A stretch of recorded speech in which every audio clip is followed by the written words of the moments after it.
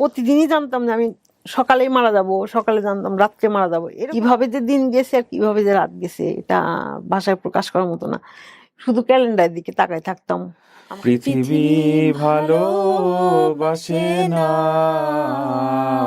ভালোবাসতেও সে জানে না। বাহ, বিউটিফুল।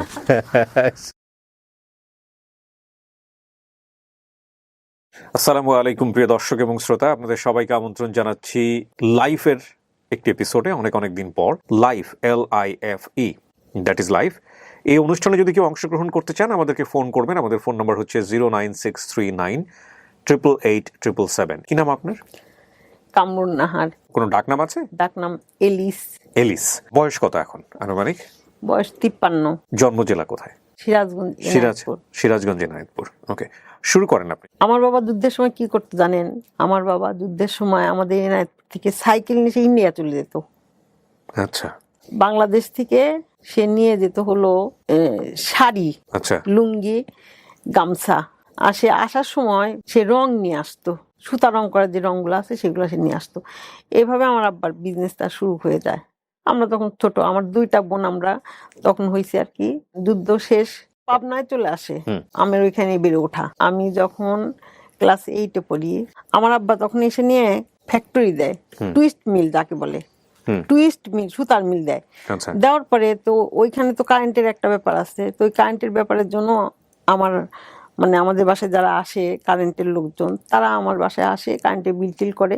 তো ওই সময় একটা লোক আসে, যে লোকটা কিনা আমার আব্বাকে দেখে তার অনেক ভালো লাগে। তো তার মুখ থেকেই শোনা যে আমার আব্বাকে নাকি আমার সেই লোকের আব্বার মতো লাগে আর কি, আমার বাবাকে। সে তখন কি বলে যে এনার যদি কোনো মেয়ে থাকে তাহলে আমি তাকে বিয়ে করব। আমাদের পাবনায় আমরা একদম নতুন আসছি, আমাদের যারা ওখানে স্থানীয় যারা, তারা কোনোভাবেই মানতে চায় না। খুবই কষ্ট করে আমার আব্বা স্ট্রাগল করে ওইখানে মানে থাকে আর কি, 10-12 বছর ওইখানে বাড়ি টাড়ি করে নিয়ে থাকে। থাকার পরে ওই সেই লোক আমার বাসায় আসে। আসার পরে তো বিয়ে করতে চায়, আমার আব্বা তো বিয়ে দিবে না, কারণ পাবনার লোকজনের আমার আব্বার চোখে তারা খুবই খারাপ। এক কথায় বলতে যা, পাড়ার ছেলে পেলে যে ডিস্টার্ব করে, সেই ডিস্টার্বের মুখে আমরা পড়ে যাই। চাচা আপনার মেয়েকে বিয়ে দিবেন? তো বলে না, বিয়ে দেবো না। বলে যে আমার মেয়ে ছোট, আমি বিয়ে দেবো না। এক কথায় না। তখন আমার যে ওই কারেন্টের যে বিল করে, উনার খুব জিদ চাপে যায় যে আমি এমন কি হয়ে গেছি যে আমার সাথে মেয়ে বিয়ে দেবে না, সেই বা কি হয়ে গেছে যে তার মেয়েকে বিয়েই দিবে না। তো যে কোনো মূল্যে অনেক দর কষাকষির মতো হয় আর কি। 6 মাস এভাবে চলতে শেষ পর্যন্ত আমার আব্বু হেরে যায়, আব্বা বিয়ে দিয়ে দেয়। আমার আব্বা তার সাথে বিয়ে দিয়ে দেয়। আমি তখন একদমই ছোট, কি আর বলবো। কোন ক্লাসে পড়েন? ক্লাস 8-এ তখন পড়ি। ওকে, 14 বছর বয়স। শ্বশুর বাড়িতে নিয়ে যায়। তো আমার হাজবেন্ডের আবার আমার চেয়ে কিন্তু বেশ অনেক বছরের বড়, মানে হিসাব করলে মানে 14-15 বছরের ছোট। আপনার দ্বিগুণ বয়সী? হ্যাঁ, ওই রকমই। শ্বশুরও ছিল কিন্তু এগ্রিকালচার অফিসার। উনি মারা গেছেন আমার বিয়ের 7 বছর আগে। আমার স্বামী হাজবেন্ডের 9টা ভাই বোন, তারা 7 বছর আগে মারা গেছে। সে চাকরি করে একা, তার ভাই বোন সবাই মিলে একসাথে থাকে আর কি, যৌথ ফ্যামিলি। তো ওইখানে আমাকে নিয়ে যায় তাদের বাড়িতে। আমি কি বলবো, আমাকে যখন নিয়ে যায়, আমার আব্বা কিন্তু মোটামুটি ছোটখাটো একটা শিল্পপতি, সেইখান থেকে আমাকে নিয়ে যায় তাদের বাসায়। একটা ঘর নাই। আমি যে থাকতাম যে ঘরটাতে, সেই ঘরের মধ্যে ধান থাকতো, ছাগল থাকতো, আমি থাকতাম। আর বৃষ্টি আসলে এমন কোনো জায়গা নাই যে সেখান থেকে পানি পড়তো না। তো বাবা দেখে বিয়ে দেয়নি? তারা তো জোর করে বিয়ে করছে, তাদের একটা প্রভাব আছে না, পাবনার মানুষ। আমরা তো ভাসতে ভাসতে আসছি এনায়েতপুর থেকে পাবনাতে। তারপরে সে চাকরিজীবী, কারেন্টে আমার বাবার আবার ফ্যাক্টরি মিল আছে, ইলেকট্রিসিটির কোনো ঝামেলা হলে তো আমার আব্বার ব্যবসায় শেষ। তো উনি এসে পদক্ষেপ নিয়েছে যে ব্যবসাও শেষ করে দেবো দরকার হইলে পরে। তা আব্বা বিয়ে দিছে। আসলে আমার তাকদিরে ছিল, হয়ে গেছে। তো অক্টোবরের 10 তারিখে বিয়ে হলো, না শীত না গরম। তখন তো আর বৃষ্টি নাই, আমি তো বুঝি নাই তখন। তারপরে যখন কিছুদিন পরে বৃষ্টি, মানে শীতের আগে বৃষ্টি হয়, তখন দেখি যে বৃষ্টি আসলে পরে সারা ঘরে এত পরিমাণে পানি, আমি কোথায় থাকবো। তখন থেকে আমার সাথে ওনার মানে একটা ভালোবাসা, হৃদ্রতা শুরু হলো। অত ছোট মানুষ আমি, কিন্তু স্বামীর ওইটা দেখে আমার নিজেরই বৃষ্টি আসলে পরে আমার ভালো লাগতো। এখানে বাটি ওখানে, ঘটি ওখানে, এটা ওটা প্লেট বাটি এগুলো নিয়ে নিয়ে দৌড়াদৌড়ি করতো সে, মানে কোন দিক দিয়ে পানি আসতেছে। আর তার বউ, আমার তো বাবা মোটামুটি একটা শিল্পপতি, সেইখান থেকে মেয়ে নিয়ে গেছে, তাহলে তার একটা লজ্জার ব্যাপার। কিন্তু আমাকে সে এত পরিমাণে ভালোবাসে যে আমি ওই বৃষ্টির পানি কি, তার বাড়ি নাই, তার ঘর নাই, আমার কাছে এগুলো কিছুই মনে হয় না। সে আমাকে শ্বশুরবাড়ি, আমার বাবার বাড়ি থেকে শ্বশুরবাড়ি যাইতে পানি কাদা আছে, মেন্টাল হসপিটালের ভিতর দিয়ে যাইতে হয়, মেন্টাল হসপিটালের বাউন্ডারি পার হইলে পরেই কাদা আর পানি, সেখানে আমাকে কোলে করে নিয়ে যাইতো সে। সবাই বলতে, এই দেখো ওই যে অমুকে দেখো, অমুকের বউকে কি করতেছে সে। আমাকে কিন্তু পাথাল করলে করে করে নিয়ে সে আমার শ্বশুরবাড়ি একদম বাসা বাড়িতে নিয়ে যায় নামাইতো। আমার শ্বশুরবাড়িটাও অনেক বড়, মানে প্রায় 4-5 বিঘার উপরে বাড়ি, এক সাইডে বাড়ি আর এক সাইডে জমি। তো আমার খুব ভাল লাগতো। 1-1.5 বছর পরে আমার একটা বাচ্চা হলো, আরেকটা হলো, তারপরে আরেকটা হলো, 3টা হওয়ার পরে আমি তখন বললাম যে আমি তো থাকবো না, আমাকে তুমি শহরের মধ্যে একটা বাসা নিয়ে আমার বাচ্চা টাচ্চাগুলো স্কুলে দিব, আমি এখন আমাকে নিয়ে যাও। সে নিয়ে আসলো পাবনা শহরের মধ্যে। 2 বছর 3 বছর পর ট্রান্সফার হয়ে যায়। তো আমার তখন 20 বছর বয়স না, কিন্তু আমার হাজবেন্ড ট্রান্সফার হয়ে গেল। ওদের সাথে 11 জনকে একবার ট্রান্সফার করে দেয়, পানিশমেন্ট ট্রান্সফার। এটা সবাই যার যার মতো, সে সংসার শেষ তাদের, 11টা মানে 10টা সংসার মোটামুটি শেষ পর্যায়ে। কেউ বউ নিয়ে গেছে, কেউ কারো মেয়ে নিয়ে গেছে, কেউ বউ আরেকজনের সাথে প্রেম করছে, সেই আমলেই কিন্তু বুঝেন, স্বামী চলে গেছে, কারোর বউ আরেকজনের সাথে প্রেম করে চলে যাচ্ছে, মানে এরকম একটা অবস্থা। আমার হাজবেন্ড ট্রান্সফার হয়ে 5 বছর সে বাইরে বাইরে থেকে তারপর পাবনাতে আবার আসলো। 2 ছেলেকে জেলা স্কুলে দিছি, মেয়েকে গার্লস স্কুলে দিলাম, দিয়ে লেখাপড়া শুরু হয়ে গেছে। যখন মেয়ে হয় তখন সবাই বলতো কি, এলিস কি করে, এলিস কি করে রে, কোথায় রে, ও কোথায়। আমার ফুপু বলতো কি, এলিস তো আয়না নিয়ে বসে আছে, মানে আয়না আমার মেয়ে। ও, আপনার মেয়ের নাম আয়না? না, মেয়ে, আমি মেয়ে কোলে নিয়ে বসে থাকতাম। আচ্ছা। মানে মেয়েকে দেখতে আমার এত ভালো লাগতো যে আল্লাহ আমার পেটের থেকে মেয়ে হয়েছে, আর সেই মেয়ে এত সুন্দর দেখতে, আবার তা মানে পুতুলের মতো, সে পুতুল আবার হাসে কান্না করে, এরকম একটা সময় ফিলিং হইতো। আচ্ছা। ওই ফিলিংটা। তা আমাকে সবাই সবসময় বলতো যে কি করে এলিস, কেউ পাওয়া যাচ্ছে না, কোথায় রে, ও কোথায়। সবসময় দেখতে যে আমি মেয়ে নিয়ে বসে আছি, আয়না নিয়ে বসে আছি, আমার আয়না সেটা। তো এরকম সেই মেয়ে বড় হয়ে গেল, স্কুলে যাওয়ার মতো হয়ে গেল সেই মেয়েটাও অনেক মেধাবী। মেয়ে বড় হওয়ার পরপরই মানে এমন অবস্থা হলো যেখানে আমি যে শিকারটা হলাম, আমার বাবা যে বিয়ে দিবে না, পাবনার ছেলেরা, পাড়ার ছেলেরা ডিস্টার্ব করে, আমার মেয়ের বেলায়ও সেরকম শুরু হয়ে গেল। আমার মেয়ের সাথে আমার এত বন্ধুত্ব, আমার হাজবেন্ডের সাথেও তার এত বন্ধুত্ব যে কোনো ছেলে কোনো কথা বললে পারে বাবাকে যায় বলে, আব্বু আজকে এই ছেলেটাই কথা বলছে, কি করি বলো তো। আমার হাজবেন্ড চাকরি করতো, বাজার করতো, এটুকুই তার শেষ। আর বাচ্চা কাচ্চা লেখাপড়া করানোর দায়িত্ব আমার। আমি মেয়ে বিয়ে দিব, সে বিয়ে দিবে না। মেয়ে এত বৃষ্টির মতো বিয়ে আসে, মেয়েকে রাখাই মুশকিল, সেই মেয়েকে সে বিয়ে দিবে না। কিন্তু আমি ভাবলাম যে আচ্ছা ঠিক আছে, বিয়ে দিব না, বিয়ে না দিয়ে করবোটা কি। আমার তো অনেক ছোটবেলা থেকে ইচ্ছা ছিল যে মেয়েটাকে অনার্সে ভর্তি করে দিয়ে বিয়ে দিব। তো ওনার ইচ্ছা ছিল যে আমি বিয়ে দেবো না। তখন সে বিয়ের দিন সকালবেলা উঠে নিয়ে সে বাসায় নাই, বিয়ে দিক আসবে 3টার সময়, বিয়ে করতে আসবে নাকি দেখতে আসবে, কিছু একটা করতে আসবে, কিন্তু সে নাই, তাকে খুঁজে পাওয়া যাচ্ছে না। ওরকম অবস্থায় বিয়ে হয়ে যাওয়ার পরে মেয়েটাকে ঢাকায় পাঠিয়ে দিলাম। সাথে আমার বড় ছেলে, সেটাও ইন্টারমিডিয়েট পাস করছে, ওইটাকেও আমি মেয়ের সাথেই ওটাকেও ঢাকায় পাঠিয়ে দিলাম। ও ঢাকায় ভর্তি হয়ে গেল, ও ইসলামিক ইউনিভার্সিটিতে বিবিএ ভর্তি হয়ে গেল। 2008 সালে আমার ছোট ছেলে textile, BSc textile engineering chance পাইলো, মেয়েকে আমি বিয়ে দিয়ে দিলাম, বড় ছেলে বিবিএ ভর্তি হয়ে গেল। 1 বছরে সব অনেক দায়িত্ব মানে কমে গেল। ঢাকাতে আমি পাবনা থেকে ঢাকাতে আসতাম মাসে 3বার এসে মেয়েকে নিয়ে যেতাম, নিয়ে আসতাম, বাসায় রান্না করে দিয়ে রেখে আসতাম, ওই 2-3 দিন থাকতাম, আবার ঢাকায় এসে থাকতাম। এইভাবে মানে সে আমার হাজবেন্ড আমাকে কি বলতো, আমার ভাই পাইছে, আমি এটা বউ পাই নাই। গল্পটা কিন্তু এখানে না, গল্প আরো সামনে। মেয়েরও বাচ্চা হয়ে গেল, মেয়ে পড়ালেখা প্লাস নেওয়া আনা, বাচ্চা দেখা, তারপরে তো কাজের মানুষ থাকেন না, কাজের মানুষ নাই। আমি এই সব কিছু মিলায় সবকিছু সুন্দরভাবে চলতেছে। ডিসেম্বরের 6 তারিখে রাত্রে আমার হাজবেন্ড হার্ট অ্যাটাক করলো। আমার বিয়ের পরের থেকে আমি কোনোদিনও শুনি নাই যে তার শরীরের কোনো জায়গায় একটু ব্যথা বা অন্য কিছু।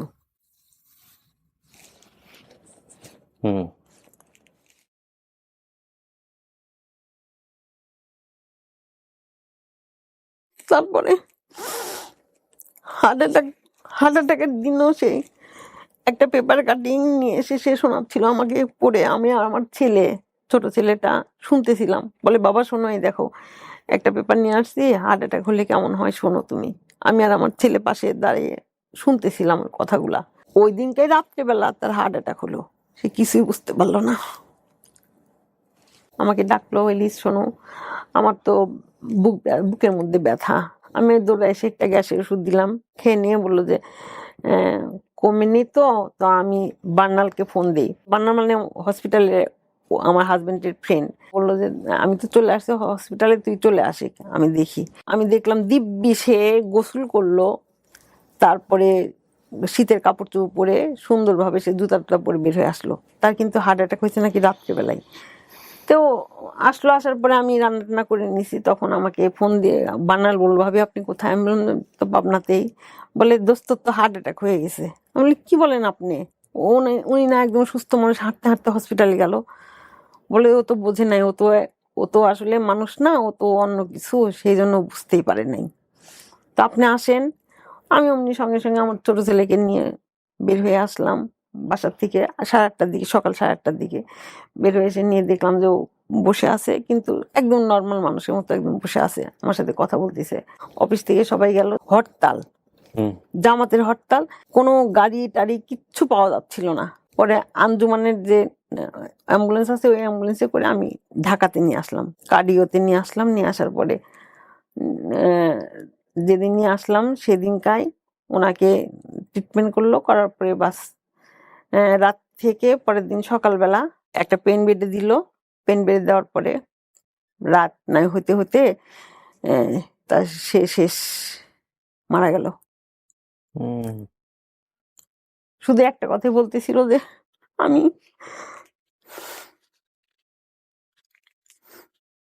আমি আমি সুস্থ হয়ে গেলে এলিস আমি আর কখনো নিজের উপরে প্রেসার দিব না। অনেক প্রেসার দিছি নিজের জীবনকে, যেটা করার না সেটাও করছি, যেটা করার সেটাও করেছি।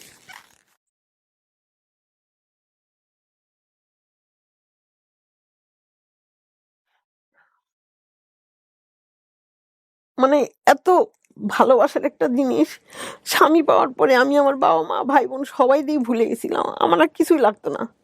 এই দুনিয়াতে আমার স্বামী আর সংসার আর বাচ্চা ছাড়া আমি কাউকে চিনতাম না। আমি সত্যি কোনো বিয়ে বাড়িতে আমি কেউ দেখেনি। আমি বেশিরভাগই ছিলাম কারোর সাথে দেখা হইলে হসপিটালে দেখা হতো। হাজবেন্ডের কথা কি বলবো, সেটা সে এত পরিমাণে বাজার করতো, এত পরিমাণে বাজার করতো যে তাকে সবাই মুরগি আলা বলতো। বলতো ভাই আপনি না পিডিবিতে চাকরি করেন, এত মুরগি নিয়ে কাকে খাওয়াবেন? আমার ছোট ছেলের গ্যাস হয়েছে দেখে পেঁপে কিনছে, 3 বস্তা পেঁপে কিনে নিয়ে আসছে। সে পেঁপেলা আবার অটোতে নিয়ে আসার সময় সে অটোলা বলছে কি ভাই আপনি তো পিডিবিতে চাকরি করেন, আপনি পেঁপের ব্যবসা কবে শুরু করছেন?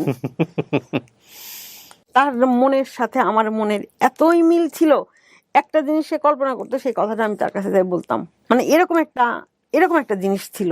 যত টাকা পয়সা সে শুধু বাজার করতো আর ছেলে মেয়ের লেখাপড়ার জন্য যেটা এইটুকি, তাছাড়া তার জীবনে সে একটা অ্যাকাউন্টও নাই, কিচ্ছু নাই। জামাই ইঞ্জিনিয়ার, টেক্সটাইল ইঞ্জিনিয়ার, মেয়ে যে বাসায় থাকে সেই বাসাতে এসে উঠলাম। মানুষের স্বামী মারা গেলে শহরে থাকে, সে কি করে গ্রামে চলে যায়, সেখান থেকে গ্রামে না যেয়ে গ্রামে থাকলে কি করে চরে চলে যায়, আরো খরচ কম হবে। সেইখান থেকে আল্লাহ পাক আমাকে কি করলো, কতখানি সাহস আমার ভিতরে, আমি এক লাফ দিয়ে কোথায় চলে আসলাম, ঢাকা, মানে রাজধানী শহর, সেখানে উত্তরা বাসা নিলাম। বাসা নেওয়ার পরে বাসা ভাড়া, তখনই আমার বাসা ভাড়া হলো 16,000 টাকা বাসা ভাড়া। কিন্তু একটা জায়গায় আমি ছাড় পেলাম, যে বাসায় এসে উঠলাম না সেই বাসায় আমার মেয়ে থাকে বিধায় আমার কাছ থেকে অ্যাডভান্স নিল না, রানিং মাসে ভাড়াটাও সে নিল না। আচ্ছা। বাড়িওয়ালা। ছোট ছেলেটা ফাইনাল পরীক্ষা দেয়নি, বড় ছেলেটার MBA কমপ্লিট হয়নি। বড় ছেলেটা একটা স্কুলে চাকরি করতো, একটা স্কুলে চাকরি করে। আর ছোট ছেলেটা তখন আসার পরে দেখেন আল্লাহর প্রতি ভরসা রাখলে যেটা হয়, আল্লাহ পাকের কি মিরাকল। আমার ছেলে এসে নিয়ে কি করবে, সে তার তো লেখাপড়া শেষ হয়নি, সে কোথাও চাকরি করতে পারবে না। একটা গাছের সাথে একটা নাম্বার ছিল, মানে ওই টিউশনির সে নাম্বারে ফোন দিয়ে সে টিউশনি সেই পায়। নাম্বারে ফোন দিয়ে টিউশনি পায়। সে টিউশনিটা ইংলিশ মিডিয়ামের বাচ্চা পড়াতে যাবে, সে একটা করে বাচ্চা পড়ালে পারে মানে নিম্নে 12-14 হাজার টাকা করে। হুম আমার ছেলে মাশাল্লাহ সেই টিউশনি শুরু করে দিল, তারপরে মনে করেন 60,000 টাকাও সে মাসে রোজগার। ছোট ছেলে বড় ছেলে মিলায়া আলহামদুলিল্লাহ আল্লাহ পাকের অশেষ রহমত যে আমি ঢাকাতে এসে নিয়ে ওইরকম একটা বাসা নিয়ে টিকতে পারলাম। ইতিমধ্যে আমার যে হাজবেন্ড মারা গেল, তার যে টাকা পয়সাগুলো উঠানো সেগুলো টুকটাক উঠায় নিয়ে আলহামদুলিল্লাহ খুব ভালো মতো চলতেছি। এর মধ্যে আমি একটু একটু করে অসুস্থ, মানে আমি আমার স্বামী যে মারা গেছে ওই জিনিসটা আমি যখন মনে করি তখনই আমি অ্যাবনর্মাল হয়ে যাই। আমার কোনো কিছুই ভালো লাগে না, একদম পুরো পাগলের মতো লাগে আমার। আমি কোথায় যাব কি করব কিছুই বুঝতে পারি না, পাগল, একদম পাগল, ফুল পাগল। 2020-এ মানে 20-এর ফেব্রুয়ারির 28 তারিখে মনে হয়, ওই দিনই লাস্ট আমি কথা বলি। আমার হ্যাঁ মানে ফোনে কথা বলতে পারি। তারপরের দিন সকালবেলা ঘুম থেকে উঠে আমার আর আমি আর কথা বলতে পারি না, কথা বলতে পারি না। অলরেডি আমার ভোকাল কর্ডে কি জানি সমস্যা হলো, আমি আর কথা বলতে পারি না, আমি কিছুই বলতে পারি না, কথা দিয়ে কোনো সাউন্ডই বের হয় না, টোটালি বন্ধ, কিচ্ছু বলতে পারি না। আমি যে কথা বলবো কানে কানে বললেও শুনবে না, মানে কোনো আওয়াজই আসে না। আমার ছেলেরা ফোন দিয়ে বলে আম্মু কেমন আছো, ভালো আছো তো, হুঁটা আসতে বের হয়। এরকম চলতেই থাকলো 6 মাস টানা, একদম টোটালি বন্ধ। ডাক্তার কি বলেছিল, এটা কি মানসিক চাপে হয়েছিল এরকম না? আমার যেটা মনে হয় যে আমার যে কষ্টটা লাগতো না, ওই কষ্টে আমি একদম দিশাহারা হয়ে গেছিলাম। 5-6টা ডাক্তার দেখাইছি, কোনো ডাক্তারই নাক কান গলা থেকে শুরু করে এমন কোনো ডাক্তার নাই। অ্যাজমার ডাক্তার বলে যে অ্যাজমার জন্য এরকম হতে পারে, কোনো ডাক্তারের ওষুধ খেয়ে কোনো কিছু খেয়ে ভালো হলো না। 2021 সালের জুন মাসে তার 2-3 দিন পরেই দেখি কি আমার যেন কেমন একটা কি যেন একটা কি মনে হয়, মানে এইখানে আর কি যেন মনে হয়। তখন আমার ছেলেকে দেখাইলাম, মেয়েকে বললাম, মেয়ে বলল যে এই কিছু না। আমার মেয়ে বললো না আমার কিছু না, এটা তো কিছু মনে হচ্ছে না, হাতের আমরা যেরকম শুনি যে চাকা টিউমার, এটা সেটা অনেক বড় কিছু হয়ে যায়, কিন্তু এটা তো সেরকম না। 2টা মেয়েকে ফোন দিলাম, একটা হলো কনক, একটা হচ্ছে কান্তা। কনকের আম্মার আবার 2020 সালে তার আবার ব্রেস্ট ক্যান্সার হয়, সে অপারেশন করে। ওই মেয়ে দুটার সাথে আমার খুবই ভালো সম্পর্ক, একটা ঢাকার একটা পাবনা, কিন্তু দুজনেই ঢাকায় থাকে। একজন আমার বাসার পাশে থাকে, সে আবার বললো যে আন্টি আম্মার হয়েছিল তো আপনি যে ডাক্তার দেখাইছিলেন আপনি সেই ডাক্তার দেখান। তো আমি আবার ওই ডাক্তারের কাছে গেলাম। আর কান্তাকে ফোন দিয়ে বললাম যে কান্তা আমার এরকম অবস্থা। কান্তা বললো যে আন্টি এটা নিয়ে বসে থাকা যাবে না, কেননা আম্মুর কিন্তু এরকম হয়েছে। আম্মুকে যে ইন্ডিয়া নিয়ে গেছিলাম, ইন্ডিয়ার ডাক্তাররা বলছে ওখানে যদি একটা তিল অথবা আঁচলও হয় এটা নিয়েও বসে থাকা যাবে না, আপনি আন্টি একটু দেরি করেন না, এক্ষুনি আপনি ডাক্তারের কাছে যান। কঠোর লকডাউন যেটা দিছিল 15 দিনের একটা, তখনকার ঘটনাটা বলবো আমি। ডাবল করে মাস্ক পরা লাগে, ডাক্তাররা গেলি পরে ওইখানে ডাক্তার এখানে রুগী বসে থাকে, মাইকে কথা বলে, মানে এমন অবস্থা হয়েছিল। তো তারপরে আমি এখন আল্ট্রাসোনোগ্রাম করতে যাবো, সেখানে তো দেখ কোনোভাবে সম্ভব না, আমি তো আল্ট্রাসোনোগ্রাম করবো যেখানে, সেখানে আমার পাশেই মেয়েটা বসে থাকবে। আল্ট্রাসোনোগ্রাম করতে বসলাম, তখনই আমি মেয়েটাকে জিজ্ঞেস করলাম যে মা দেখো তো আমার আসলে এখানে এরকম লাগতেছে, এখানে তেমন কিছু কি পাচ্ছ? বলে আন্টি পাইলাম তো খুব ছোট একটা জিনিস, এটা মনে হয় টিউমার, আপনি আজকে একটা ডাক্তারকে দেখান। তো আমি আবার ওইখান থেকে রিপোর্ট তো পাইলাম না, না পেয়ে আমি আবার ডাক্তারের একটা সিরিয়াল নাম্বার দিয়ে বাসায় চলে আসলাম। আমি তখনও জানি না যে আমার সামনে কি ওয়েট করতেছে, আমি কিন্তু জানি না। আমি মনে করছি হয়তো বা টিউমার, এতই ছোট হাতেই পড়ে না। বড় ছেলেকে ফোন দিলাম, ফোন দিয়ে বললাম যে আমি তো আল্ট্রাসাউন্ড করে আসছি। তো বললাম তুমি তাহলে যাও, মিতাপুকে নিয়ে যাও, আমি আসতেছি। সন্ধ্যার সময় আমাকে দেখলো, দেখার পরে সে ডক্টর ওইখানে ওই রিপোর্টটা দেখে নিয়ে এসে আমাকে কি বললো জানেন, আমাকে বের করে দিছে। আমাকে দেখে নিয়ে আমার মেয়ের ছেলের সাথে কথা বলবে দেখে আমাকে বের করে দিছে, ওনার চেম্বার থেকে বের করবো, আপনি বাইরে বসেন আমি কথা বলি।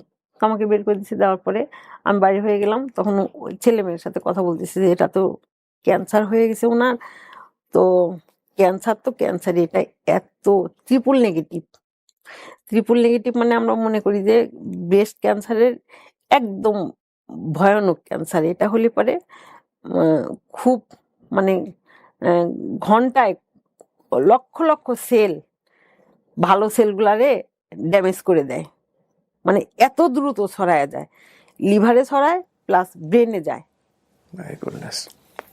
এত ভয়াবহ ক্যান্সার এটা। হুম তো এটা শুনে আমার ছেলে মেয়ে তো আমি ওরা রিপোর্টটা ওরা শুনে কোন ডাক্তার দেখাবো, কার কাছে কি করব, বায়োপসি করতে হবে, হুম এই একটা সময় ধরে দিল যে এই কয়দিনের মধ্যে আপনার দেখায় এই ডাক্তারের কাছে আবার আসেন আপনি। উনি বলছে যে এই রিপোর্টগুলো নিয়ে আপনি আবার ঘুরে আসেন, এই কথা বলে দিল। ওরা বের হয়ে আসেনি, দেখি ওদের টুক টুক একদম কান্নাকাটি।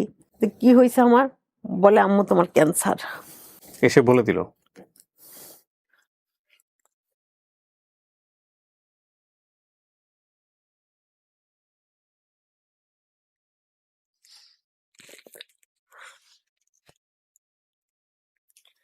বলে দিল যে, আম্মু তোমার তোমার তো ক্যান্সার এটা।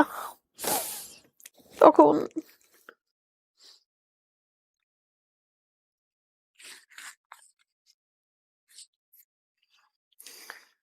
তখন ওই রাতটা আমার মেয়ে আমার কাছেই থাকে। রাত্রেবেলা দুজন কথা বলি, কথা বলে মানে সারা রাত শুধু কথাই বলি, ঘুম আর আসি না। ঘুম না এসে কথা বলি, কথা বলে সকালবেলা উঠে ওর বাসায় চলে যায়। আমি ওই সকালবেলা থেকে ওই তখন থেকে আমি কি করব, কিভাবে ডাক্তারের কাছে যাব, এখন তো কোনো ডাক্তারও নাই। ছেলে মেয়ে সব কান্নাকাটি, মানে কিরকম যে বিনা মেঘে বজ্রপাত যেটা, তার চেয়ে বেশি। আল্লাহ মাফ করুক, যাদের হয়নি তারা বুঝবে না। কার সাথে কথা বলবো, কি করব কি না করবো কিচ্ছুই বুঝতে পারতেছি না। শুধু মনে পড়ে হাজবেন্ডের কথা। আমার যে ক্যান্সার, আমি কিভাবে বাঁচবো, কিভাবে ট্রিটমেন্ট করবো, না কিচ্ছু না। আমার খালি মনে পড়ে যে আল্লাহ ওই লোকটা কেন নাই, উনি থাকলে পাইতো আমার এই টেনশন, আমার এইগুলা কিছু করতে হতো না, সবই তো সে করতো। তারপরে এইভাবে আমার, তারপরে আমাকে কান্তা বলে কি আন্টি আপনি না অনেক সাহসী। আমাকে এদিকে কনক বলে আন্টি আপনি না অনেক সাহস, আপনার না অনেক সাহস, আপনি না আপনার হাজবেন্ড মারা যাওয়ার পরে ঢাকা উত্তরাতে এসে 16,000 টাকা বাসা ভাড়া দিয়ে থাকা শুরু করলেন। আপনি এই সাহসটা আপনাকে কে দিছিল তখন? আপনি ঘুরে দাঁড়ান, আপনার সাহস আপনাকে আনতে হবে। এইভাবে আমাকে কথা বলা শুরু করলো। আমি দেখলাম যে ঠিক আছে, এখন তো আমার কান্নাকাটি করলে আমার চেয়ে বেশি কান্নাকাটি করে ওরা, আমার ছেলে মেয়েরা। তারপরে আমি চুপে চুপে কান্নাকাটি করি আর আমি হলো ভিডিও দেখি। আমি সার্চ দিয়ে দিয়ে ভিডিও দেখা শুরু করলাম। ইউটিউবে ভিডিও দেখেন? ইউটিউবে ভিডিও দেখি, ডক্টর ওই ক্যান্সারের বাংলাদেশে ক্যান্সারের ডক্টর এইভাবে লিখে সার্চ দিয়ে দেখি যে একদম আসে অনেকগুলো ভিডিও। সেগুলো দেখলেও অনেক সময় লাগে, 40 মিনিট করে এক একটা ভিডিও, 30 মিনিট এরকম একটা ভিডিও। তো ওইগুলো দেখতে থাকলাম, দেখতে দেখতে অনেক ভিডিও দেখলাম। বাংলাদেশেরটা দেখিনি, আবার ইন্ডিয়াটা দেখা শুরু করলাম, মানে কলকাতাটা দেখা শুরু করলাম। তারপরে এগুলো দেখতে দেখতে আর দেখি আর হলো গা আমি ডাক্তার দেখানো শুরু করলাম। আমার তো বসে থাকা যাবে না, সময় নষ্ট হয়ে যাবে। আমাকে যেহেতু ওই সুবর্ণা চৌধুরী আমাকে বলে দিল, সুবর্ণা চৌধুরী ডাক্তার, উত্তরার ডাক্তার, সে বলে দিল যে এর দেরি কিন্তু করা যাবে না। আমাকে শুধু একটা কথাই বললো, আপনার যেটাই হয়েছে, এটা নাম বলবো না, যেটাই হয়েছে আপনার দেরি করা যাবে না, আপনি খুব তাড়াতাড়ি ডাক্তারকে দেখান। জুলাই মাসের 4-5 তারিখে আমার হাতের রিপোর্টগুলো সব চলে আসলো। চলে আসার পরে কান্তার আম্মা আমাকে বলছিল, কান্তা বলছিল যে আম্মা আমাকে বলছিল যদি ইন্ডিয়াতে না করাতো তাহলে বাংলাদেশের একটা ডাক্তার দিয়ে সে করাতো। সেই ডাক্তারের নামটা আমি বললাম না, কিন্তু সেই ডাক্তারকে দিয়ে আপনি দেখাইতে পারেন। তো আমি সেই ডাক্তারের কাছে গেলাম রিপোর্টগুলো নিয়ে। সব রিপোর্ট কিন্তু আমাকে ওই সুবর্ণা চৌধুরীর কথা মতো সব রিপোর্ট করাইছি। করানোর পর আমি সবগুলা নিয়ে আমি তার কাছে গেলাম। যাওয়ার পরে সে আমাকে লিখে দিল আরো কিছু রিপোর্ট। আমি আবার সেই টেস্টগুলো করাই, সেই রিপোর্ট একটা শুধু আমি রিপোর্ট মানে টেস্ট করাই নাই, সেটা ইকো, মানে বুকে কোনো সমস্যা আছে নাকি, আমার হার্টের কোনো সমস্যা আছে নাকি। তার জন্য তো আমার এমনিতে তো ইসিজি করছে, তারপরে আলট্রাসোনোগ্রাম করছে, হার্টের তো এমনি কোনো সমস্যা নাই। যে টেস্টগুলো আমার লাগবে না সেটাও তারা দিছে, মানে যেগুলো আমার দরকার নাই সেগুলো সে দিয়ে রাখছে। সমস্ত টেস্ট করানোর পরে আমি, ডাক্তার আমাকে বসায় রাখলো সন্ধ্যা 6টা থেকে রাত 10টা পর্যন্ত বসে থাকলাম। তারপরে সে আমাকে বললো যে আপনি ইকো কেন করেন নাই, আপনার রিপোর্ট আমি দেখবো না, এই কথা বললো। বলার পরে আমাকে ঢুকতেও দিল না। আমাকে রিপোর্ট দেখে নিয়ে সেই রিপোর্টটা পাইলো না দেখে আমাকে আর দেখলো না। আমার খুব রাগ হলো। আমি যাই না, ডাক্তারে বললাম যে আপনি আমাকে দেখবেন না তো, এই একটা রিপোর্টের জন্য এটা তো আমার লাগতেছে না, কিন্তু তা আপনি দেখবেন না, ঠিক আছে আপনাকে আমি দেখাবো না, এই কথা বলে রাগ করে চলে আসলাম। চলে এসে নিয়ে রাত্রেবেলা আবার ভিডিও দেখলাম, দেখার পরে দেখি যে একটা ডক্টর, সে ওনার ভিডিওটা দেখে আমার ভালো লাগলো, তাকে দেখাইতে গেলাম সন্ধ্যার সময়। দেখাইতে যাওয়ার পরে সেই ডাক্তার আমার কথা শুনলো, শোনার পরে আমাকে জিজ্ঞেস করলো যে আপনার হাজবেন্ড কোথায়। আমি তো হাজবেন্ডের কথা তো বলতেই পারলাম না, তার আগে কান্নাকাটি শুরু করে দিলাম। সে তখন বললো যে তাহলে কার সাথে কথা বলবো আমি, আপনার তো এখন তো আর সময় নেই, আপনার তো এখন অপারেশন করতে হবে। আমি তাহলে কার সাথে কথা বলবো? আমি বললাম, আমার সাথে কথা বলবেন আপনি। মানে এই মানসিক সাহসটা আমার আছে। হ্যাঁ, আমার তো মানুষ, আমি আমার সাথে কথা বলেন, কারণ ওরা আমার ছেলে মেয়ে, ওরা আমার পরেই ছেড়ে দিছে যে আম্মু তুমি যে ডাক্তারের কাছে যাবা, তুমি যা করবা সবকিছুই, তুমি যেটা করবা আমরাও সেটা করবো, সেখানেই তোমাকে নিয়ে যাব, তুমি শুধু বলো কার কাছ দিয়ে করাবা। তখন ওই ডাক্তার আমাকে বললো যে মা আপনি তো 99% কাজ করে আসছেন, আপনি তো আর কিচ্ছু করা বাদ নাই, শুধু একটা টেস্ট করবেন, সেটা কোভিড-19 আছে কিনা। অপারেশন করবো, কালকে আপনার অপারেশন করতে হবে বাংলাদেশে। আমি তো ওই যে ভিডিও দেখে দেখে না আমি মানে এত শক্ত হয়ে গেছি, আল্লাহ পাক আমাকে এত সাহস দিছে যে আমার কিছু মনেই হচ্ছে না। রাত্রেবেলা আসলাম, এসে নিয়ে সবার সাথে কথাবার্তা বললাম, বলে নিয়ে রান্না করলাম, মাংস রান্না করলাম, খিচুড়ি রান্না করলাম, রান্না করে সবাই মিলে একসাথে বসে খেলাম। খাওয়া দাওয়া করে নিয়ে পরের দিন সকালবেলা গোসল টোসল করলাম, যে অপারেশন করলে পাই তো আবার কয়দিন থাকতে হবে এটা তো জানি না। হয়তো ভাবলাম যে মরে যদি যাই, এটাও মনের মধ্যে বলতেছে যে মরে যদি যাই। 4টার দিকে আমাকে অপারেশন করালো, 3 ছেলে মেয়ে আমার সাথে আছে। আমার জ্ঞান ফিরছে কিনা এটার জন্য ওদেরকে আবার একটা পিপি কিনছে, ওরা পিপি কিনে, একটা পিপি কিনে 3 ভাই বোন পড়ছে, 3বার 3জন যায় দেখে আসছে। একসাথে 11টা রুগী রাখে। আচ্ছা, অনেক বড় একটা রুম থাকে, সেই রুমের ভিতরে অবজারভেশনের রুগীগুলা 11টা সিট আছে, 11টা রুগী রাখে। তো আমি ছিলাম 9 নাম্বার রুগী। 1টার দিকে অনেক চিল্লাচিল্লি, টানা হেঁচড়া শুরু হয়ে গেছে, আমাকেও টানাটানি করতেছে, আমাকে উঠায় নিয়ে ওই হুইল চেয়ারে বসাবে। আমি বলছি কেন আমাকে হুইল চেয়ারে বসাচ্ছেন কেন? আমাকে তো বলছে সকাল এখন কয়টা বাজে, বলে এখন রাত 1টা না 1:30 কয়টা বাজে এরকম। আমাকে নিয়ে টানাটানি শুরু হয়েছে, আমি তো যাবো না। আমি বলছি আমি তো কৃষ্ণারূপা ডক্টরের আমি পেশেন্ট, ওনাকে ফোন দিলে তারপর আমি সিট থেকে উঠবো, নাহলে আমি উঠবো না। বললাম আপনি যেতেই হবে, আপনি এক্ষুনি যেতে হবে, আমাকে নিয়ে যাবেন কোথায়? আমার তো বেড টেড কিছু নাই, আমি যেখানে উঠছি সে বলে না আপনাকে ওয়ার্ডে নিয়ে যাবো, যেখানে আপনি উঠছিলেন সেখানে আপনাকে নিয়ে যাব। ওইখানে নাকি মানে অপারেশনের পরে নাকি তারা একটা রুগী পাইছে, সেখানে একজন করোনা পজিটিভ। যে কারণে সাসপেক্ট করতেছে যে সবারই হয়ে যাওয়ার সম্ভাবনা। হ্যাঁ, সবারই হয়ে যাওয়ার সম্ভাবনা। এত করে চিৎকার, ব্যথায়, কষ্টে কান্নাকাটি, সবাই এতগুলার মানুষ যদি একসাথে কান্নাকাটি করে কেমন একটা অবস্থা। অপারেশন শেষ আমার, তখন থেকে শুরু হলো আমার ক্যান্সারের পরে যে ট্রিটমেন্ট। ক্যান্সার হলে তাকে কেমো নিতেই হবে। বায়োপসি করলো আমাকে, 3 দিন রাখার পরে বায়োপসির রেজাল্টটা আসলো।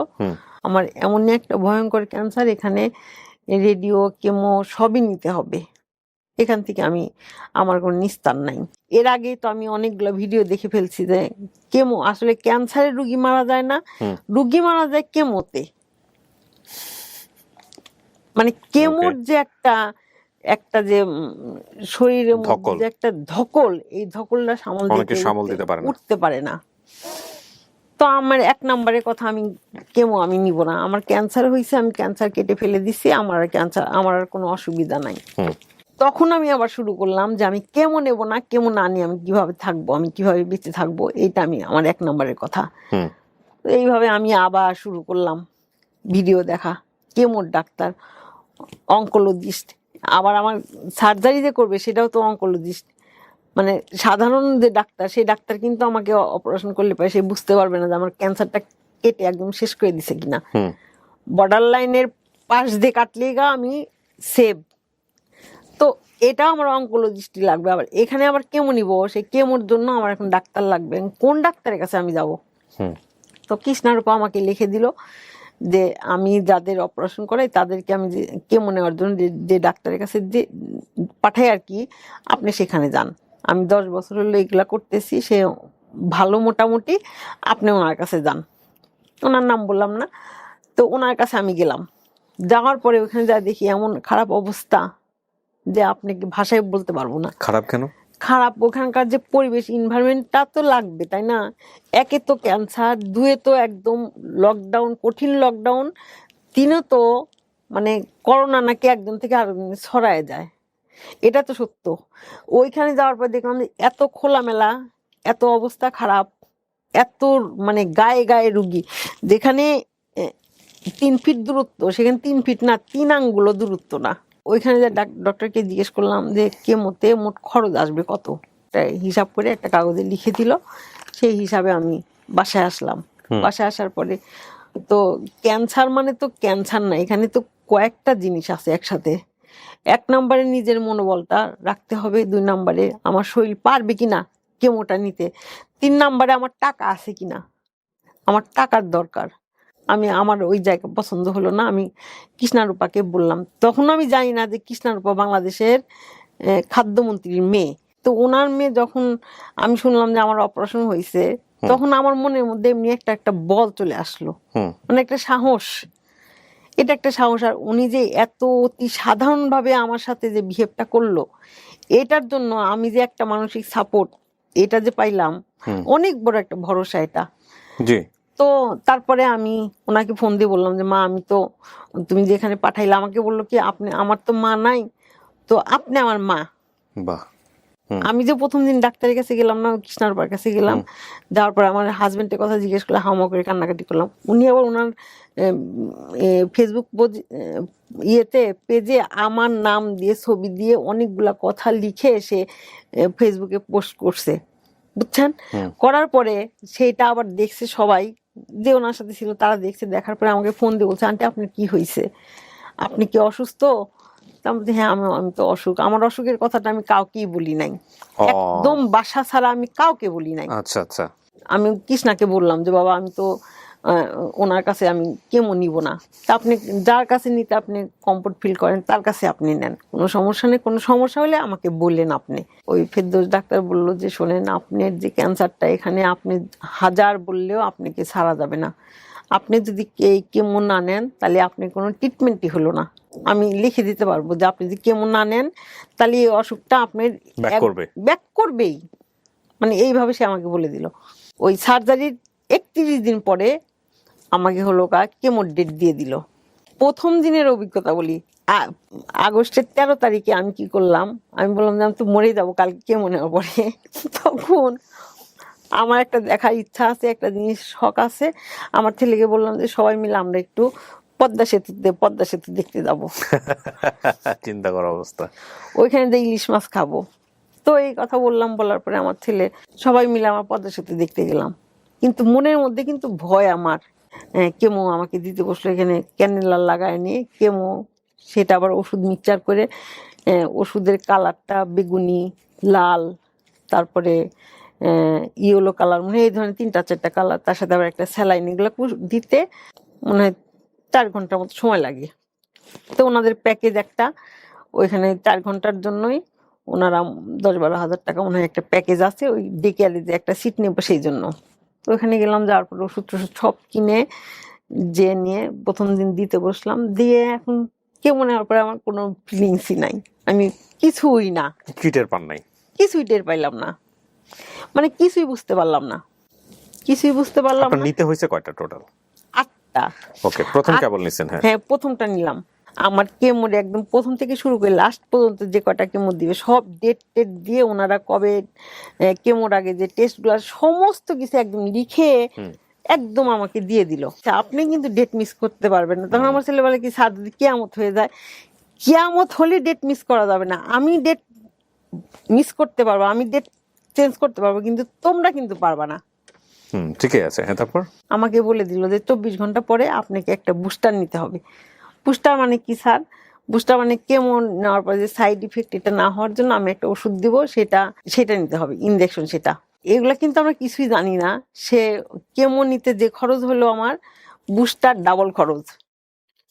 একটা ইনজেকশনের দামই 20,000 টাকা বুস্টারের। তো সেটা নিয়ে আসলাম, নিয়ে আসার পরে 24 ঘন্টা পরে বুস্টার নিতে গেলাম। বুস্টার নিয়ে আসার পরে তার 24 ঘন্টা পরের থেকেই মনে করেন বুস্টারের যে একটা জ্বালা যন্ত্রণা, মানে যে কষ্টটা, সেইটাও শুরু হইতে 24 ঘন্টা সময় লাগে। 24 ঘন্টা পরের থেকে আমার শুরু হয়ে গেল শরীরের মধ্যে মানে অশান্তি, কি যে ভয়ঙ্কর অশান্তি, কি যে খারাপ লাগা। কি যে কষ্ট, এটা শুধু যে এই কেমোর ভুক্তভোগী সে ছাড়া দুনিয়ার পৃথিবীর কেউই জানে না। কি হয়, পেইন হয়? এটা আমি শুয়ে আছি, শুয়ে থাকতে পারবো না, আমি বসে আছি, বসে থাকতে পারবো না। অস্বস্তি, একটা অস্বস্তি। অস্বস্তি ভিতরে, মনে হয় কি একটা ভূমিকম্প হয়ে যাচ্ছে। কতদিন চলে এরকম? এরকম যে 21 দিন পর পর নিতে হবে। ওই বুস্টার নেওয়ার পরে 24 ঘন্টা পরের থেকে আমার বাত থাকে হলো গা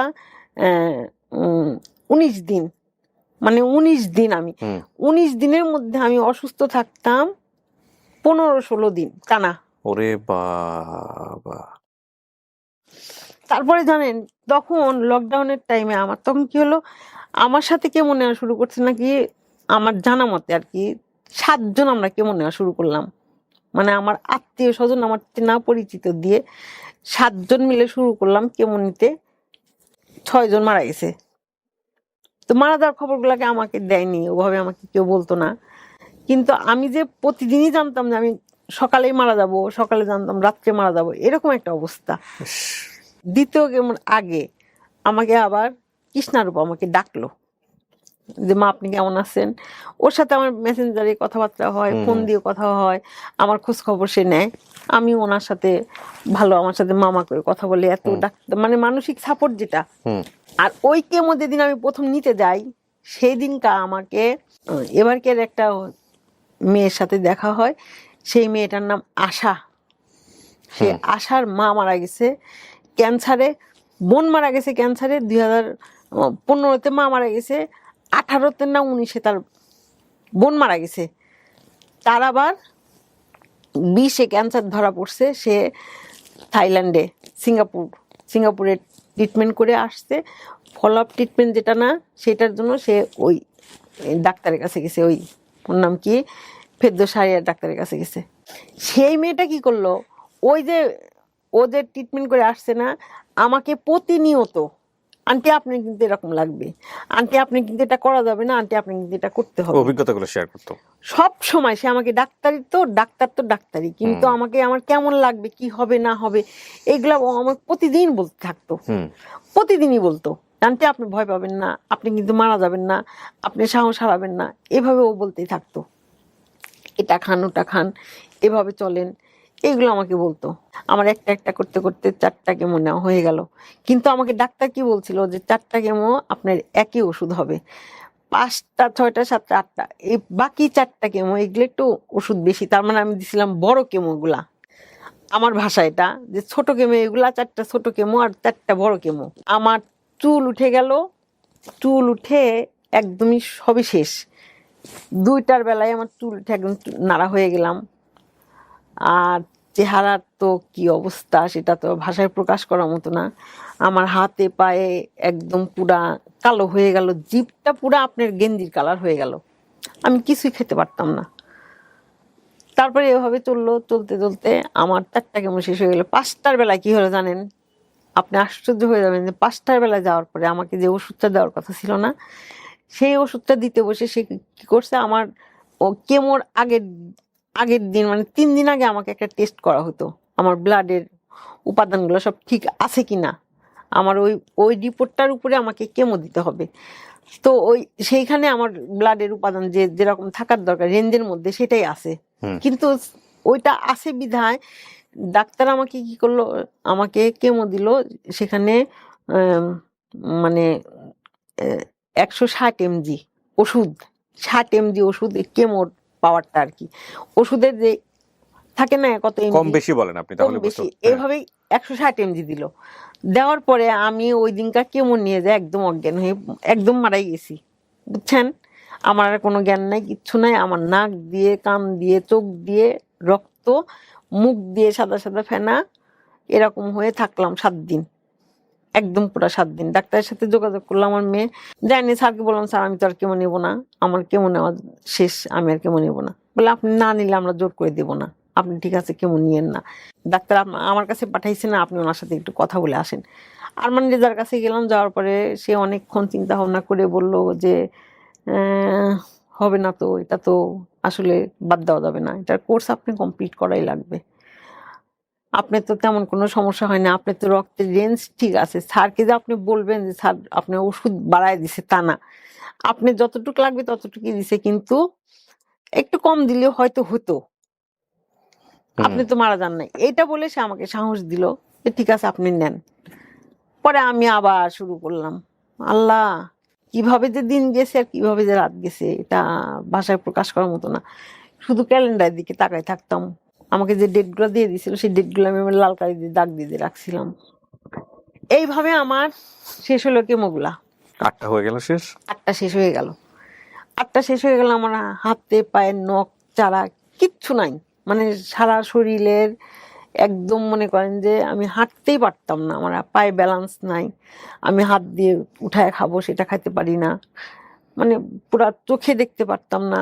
ডাক্তারের কাছে গেলাম, সে ডাক্তার আমাদের চোখের ডাক্তার বলে দিল যে কেমো চলাকালীন এরকম হবেই, আল্লাহ বাঁচায় রাখলে পরে কেমোর পরে আপনি আইসেন আবার আমার কাছে, তখন হয়তো ধীরে ধীরে ইমপ্রুভ করবে। তারপরে এটা শেষ হয়ে গেল। শেষ হয়ে যাওয়ার পরে এখন আমি কেমো নেওয়ার পরে কেমো তো শেষ, সেই ধাক্কা শেষ নেই হইতে হইতে আবার এই 30 দিনের মধ্যেই শুনলাম যে আবার রেডিয়েশন নিতে হবে। এত ছোট টিউমার, যেখানে পয়েন্ট কত, টিউমারের সাইজটা হলো গা 1.7, সেখানে বা কতটুকি, সেইটুকির এত পাওয়ার, মার্বেল সাইজ বলা যেত, মার্বেল মার্বেলের চেয়ে সাইজ, কম। মার্বেলের চেয়ে ছোট হবে। তারপরে ওইখান থেকে আমার আবার রেডিয়েশন নিতে হবে। তাহলে এইখানে কেমো নিতে যাই মনে করেন যে মোটামুটি আমার 10-12 লাখ টাকা শেষ ওইখানেই, তারও বেশি হবে হয়তো। ইউনাইটেডে গেলাম। ইউনাইটেডে যাওয়ার পরে আল্লাহর কি কাজ, ভাগ্য ফেভার করলো। সেখানে যাওয়ার পরে শুনলাম যে কালকে একটা মিটিং হয়েছে, মিটিংয়ে রেডিয়েশনের যে রুগীরা আছে না তাদের জন্য ডিসকাউন্ট দেওয়া হয়েছে। যেখানে আমার 4 লাখ টাকা লাগবে সেখানে কমায় তারা 2 লাখ টাকা করছে। বাহ। শুরু করার পরে যখন গেলাম রেডিয়েশন নিতে, তখন যে নিয়ে আমার আমার তখন মনে করেন যে আমার যে কেমো, ক্যান্সার, এগুলো আমার কিছুই মনে হতো না। কারণ সেখানে যাই দেখি যে 7 বছরের বাচ্চা, আহা। 12 বছরের বাচ্চা, ক্লাস 7-এ পড়া বাচ্চা, মানে আমার চেয়ে বড়, আমার চেয়ে ছোট, এত মানুষ একসাথে বসে আছে, সবাই ওয়েটিং এ রাখে, তারা একসাথে একজন একজন করে ডাকে, 2টা হলো রেডিয়েশনের মেশিন, সেখান থেকে নেয়, নিয়ে চলে আসে, সময় বেশি লাগে না, কিন্তু সবাই একসাথে বসায় রাখে। তো ওইখানে যাওয়ার পরে যখন দেখলাম যে এত ছোট বাচ্চা, তারা নাকি দুনিয়াতে আসছে, দুনিয়ার সম্বন্ধে তাদের আইডিয়া নাই, কিছুই জানে না। ট্রু।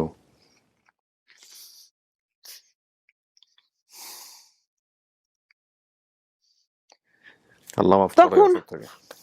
তখন আর আমার কোনো দুঃখ থাকতো না, আমার আর তখন কোনো দুঃখ নাই, আমি একদম পুরা স্বাভাবিক। আমিও বাচ্চাদেরকে দেখতাম আর বলতাম যে আল্লাহ, আমি তো অনেক দূর আসছি, আমার সংসার, আমার ছেলে মেয়ে, আমার নাতিপুতি সবই হয়ে গেছে, আমার তো দেখার দুনিয়া শুধু আল্লাহর ঘরটাই দেখি নাই, এটা দেখার ইচ্ছা আছে, এটা দেখি নাই, কিন্তু আমার তো আর কোনো কিছু চাওয়া পাওয়ার নাই। অত ছোট বাচ্চা ব্রেন ক্যান্সার হয়ে গেছে, তাদের রেডিয়েশন নিতে আসছে, আল্লাহ যে ওইখান থেকে আমাকে ফেরত নিয়ে আসছে, আমি যে বেঁচে আছি, আল্লাহ যে আমাকে হায়াত দারাজ করছে, এটাই সবচেয়ে বড়। আপনি কি মানে মোটামুটি এটা কি পুরো কিওর হলো আপনার? হ্যাঁ, কিওর হলো, কিওর হয়ে গেল। আমি কৃষ্ণারূপার সাথে তো মাঝে মাঝে দেখা টেকা করি, যাই সেখানে, উনিও অনেক খুশি হয়। আমি ওনার বাসায় পর্যন্ত গেছি, একটা মন্ত্রী বাসায় যাওয়া কিন্তু যেন তেন মানুষকে নিয়ে যায় না, এভাবে তার নিয়ে যায় না, সে আমাকে বাসায় যাইতে বললো, সে তার বাসায় গেলাম, তার মন্ত্রীর সাথে ছবি উঠলাম, কথাবার্তা সবকিছু আমার সাথে অন্যরকম একটা সম্পর্ক। তারপরে ওইখান থেকে আসলাম, আসার পরে 2-3 মাস আল্লাহর রহমতে ভালোই ছিলাম, একদম সুস্থ, কোনো সমস্যা নাই। আমাকে তার ওষুধ দেয়নি, কোনো খাবারের মুখে খাবার কোনো ওষুধ নাই, আমার কেমো চলাকালীন কোনো ওষুধ ছিল না, এখনো কোনো ওষুধ নাই। যে এরপরে যদি পরীক্ষা দিতে হয় তাহলে আর পরীক্ষায় পাশ করতে পারবো না।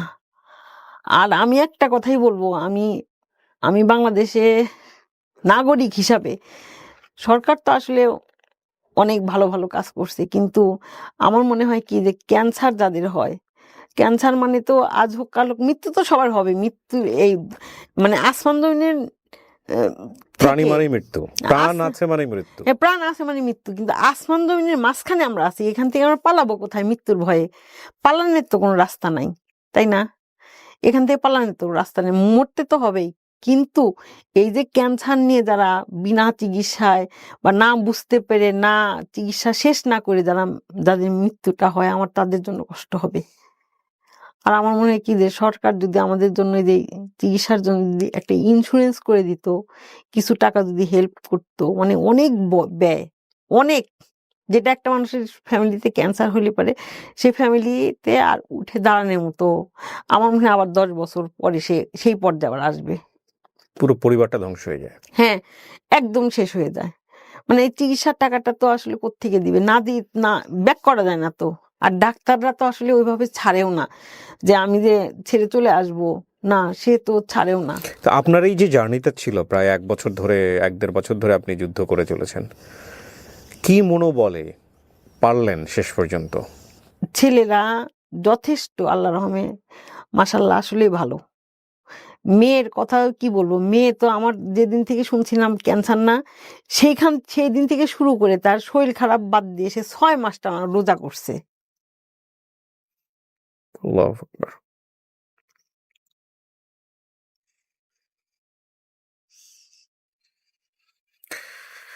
শেষ কথা যেটা বলতে চাই আমি সবার জন্য, সেটা হচ্ছে যে রোগের উপরে আমাদের কারোরই হাত নাই। পৃথিবীতে একটা রোগ যেটার আসলে কোনো এটা করলে ক্যান্সার হবে এই রকম কোনো গ্যারান্টি নাই। মানে আমি তো ডাক্তার না, আমি যতটুকু জেনেছি ততটুকুই বলছি। মানে আপনি এটা করলে এই ক্যান্সার হবে এরকম, হ্যাঁ বিভিন্ন বিষয় আছে যে এটা করলে ওটা ক্যান্সার হতে পারে, এটা করলে ওটা হতে পারে, কিন্তু সারা জীবন সুস্থভাবে জীবনযাপন করেও, হেলদি লাইফ লিড করেও অনেকের ক্যান্সার হয় এবং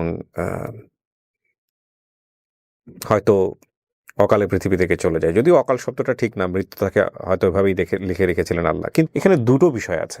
একটা হলো যে যখন আপনি ক্যান্সারের সাথে ফাইট করার জন্য প্রস্তুতি নিচ্ছেন, আপনি যখন জানলেন যে আপনার ক্যান্সার, ওই সময়টাতে একটা মানুষের মানসিক অবস্থাটা কতটা ভয়াবহ হয়। এবং 2-3টা বিষয় এখানে। একটা হচ্ছে যে বেঁচে থাকার জন্য একটা লড়াই, বেঁচে থাকার প্রক্রিয়াগত যেই বিষয়গুলো, সেগুলো কিন্তু কোনোটাই খুব ইজি না, খুব টাফ।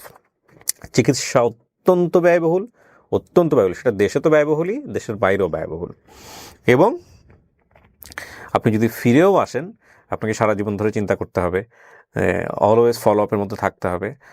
এবং মানে আমরা যারা পৃথিবীতে বেঁচে থাকি, একটা নর্মাল লাইফ লিড করি, সোকল নর্মাল লাইফ যেটাকে বলি, তারা তো আসলে ওই চাপটা নিতে হয় না যে আমার শরীরের মধ্যে কিছু একটা আছে, সেটা যে কোনো মুহূর্তে আমাকে মেরে ফেলতে পারে, যে কোনো মুহূর্তে আমি একটা কলাপস জায়গাতে চলে যেতে পারি।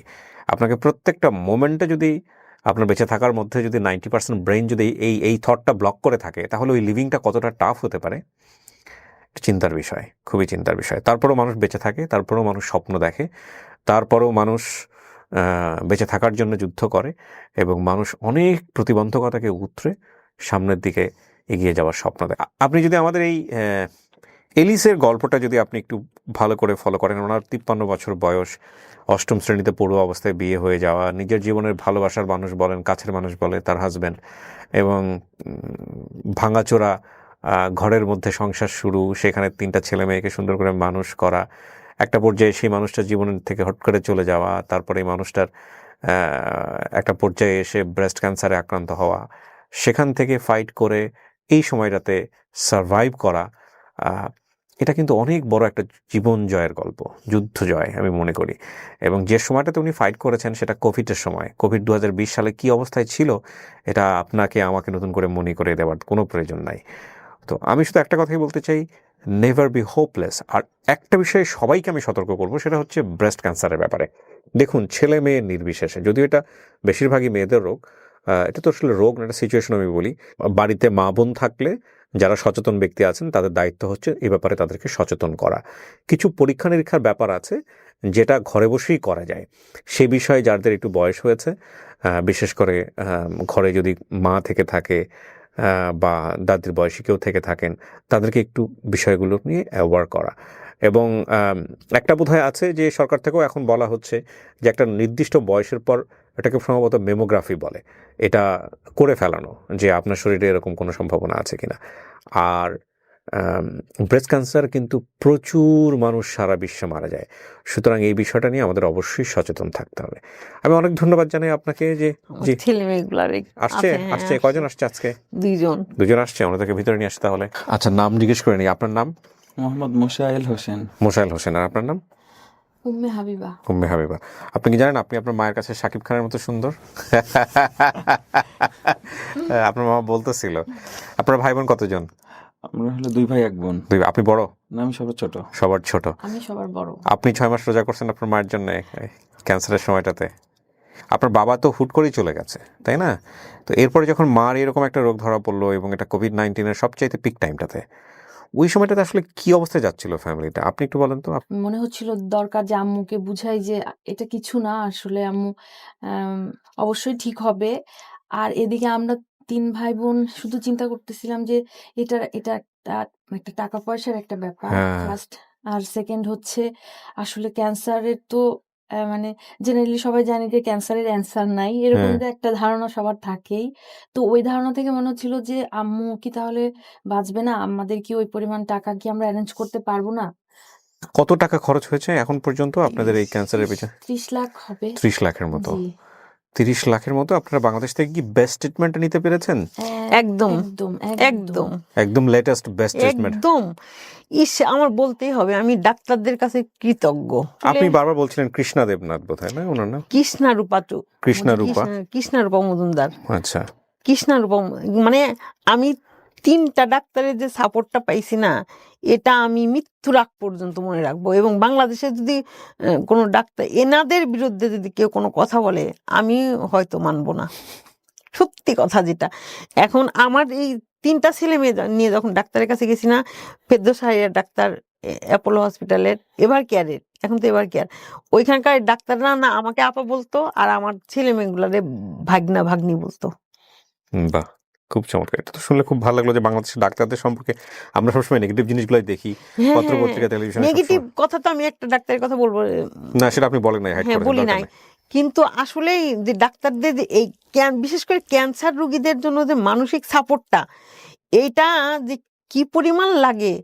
কান্তা তো সবসময় বলতো, আর এই যে কনক সবসময় বলতো যে আর আমার ছেলে মেয়ে তো আমার এরা তো ওনারা ক্যান্সারের পেশেন্ট ডাইরেক্টলি হ্যান্ডেল করছে, যেমন ওনাদের মা সমস্যা হয়েছে, মানে ওনারা যেহেতু ডাইরেক্টলি দেখছে যে কিভাবে ক্যান্সারের ট্রিটমেন্ট করতেছে, তারা বাইরে ট্রিটমেন্ট করাইছে, তাদের ক্ষেত্রে কাউন্সিলিং করে কিভাবে ডাক্তাররা তাদেরকে নিয়ে একসঙ্গে মানে কিভাবে মানে ইন্সপিরেশন দিতে পারে যে না এটা কোনো সমস্যা না, কিউরেবল।